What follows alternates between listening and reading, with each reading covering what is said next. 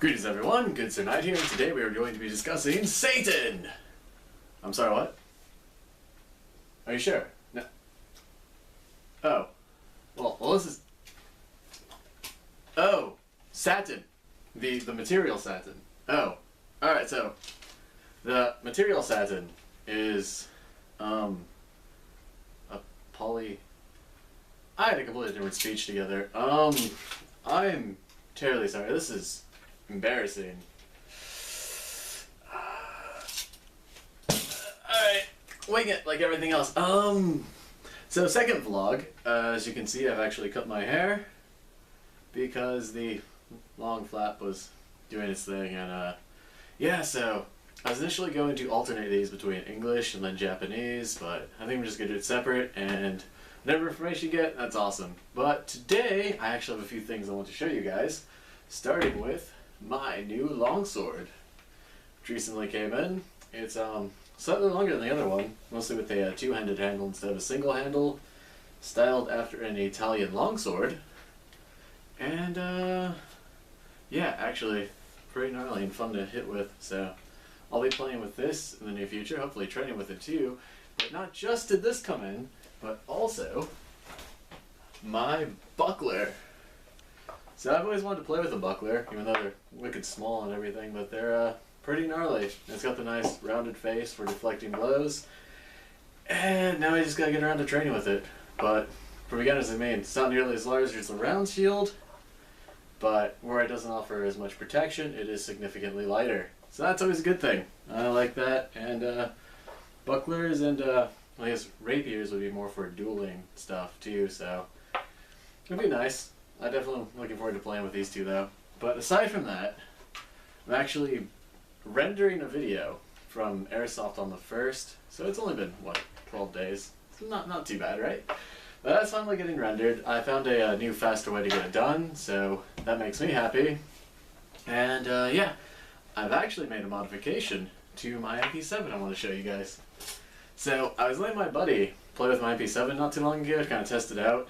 And I didn't explain to him how the Foregrip has to have that little switch you gotta pull to maneuver and put it away. And inside the Foregrip, there's a little piece of plastic, and that piece of plastic mounts into this little metal loop. So the metal is stronger than the plastic, and it's broken now. So I didn't want to buy a new one because it'd be $20 and have to get shipped. So me and Redbeard went together and we bought a little under rail, and I had to grind down the little aircraft grade aluminum or whatever they put in there on the bottom to make room for the rail. And I got that mounted in. Well, the screws were too small, so we bought new screws. But it's finally finished, and come Sunday, I will be using it. It is the new modified MP7 Grenade Launcher Edition. So we'll call it the custom night use version. So yeah, tiny little grenade launcher mounted onto a relatively small gun to begin with. So instead of the little pistol grip, which can still be mounted if I want, I now have a grenade launcher to play with. Pop it sights, and yeah, this will be what we will be using on Sunday. And I'm looking forward to it because now I don't have to hold my hand cannon in my offhand, and I can just hold everything in one hand.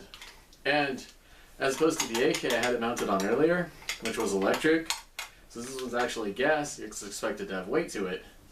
And now the grenade launcher has a bit of weight because this is a metal grenade launcher.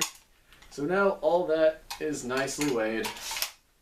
And I mean, the front's a bit heavy, but drop out the magazine and the front gets really heavy. So magazine kind of balances it out, being gas blowback. So Tokyo Military MP7 custom night use. Yes, I'm more than stoked about this, but also my over belt came in for my earlier belt I was using. And I present that to you now. The problem with it being a medium is it's mostly for like 32 waist, and I'll wear 34 pants, but that's due to S size. So this actually had to be modified a bit, so these don't stick out nearly the way they're supposed to, as you can see. But I can still get clipped, and I had to modify it for the Blackhawk. So now on this back section here, it's not looped through like it normally would be. That has an attachment point. And underneath it where a single drop goes, there's an attachment point. I've also found out my little tennis ball holder I got a long time ago actually holds perfectly into Molly. So we've got a tennis ball that reads distraction. And that will be getting used. Dump pouch, and also now featuring a little flashy chem light. So hopefully it'll work as a friend or foe indicator, and maybe there'll be less incidents of friendly fire. We hope. But yeah, so that's pretty much all the fun modifications to this. I still have the SMG pouches launched onto here, but I'm hoping in the near future I've ordered a new plate carrier, because the one I have now will only hold rifles in the front, and the new one I'll be able to put all my SMG mags on. So it'll free up the belt space for the grenades, and life should be a little bit easier. So yeah, that's pretty much all the updates for right now. This video should be up soon. With this new form of rendering, I should be able to get videos out every other day for the most part, as long as we're able to play that week. So hopefully we'll be able to. Looking forward to it. Hope you guys are well. Cheers.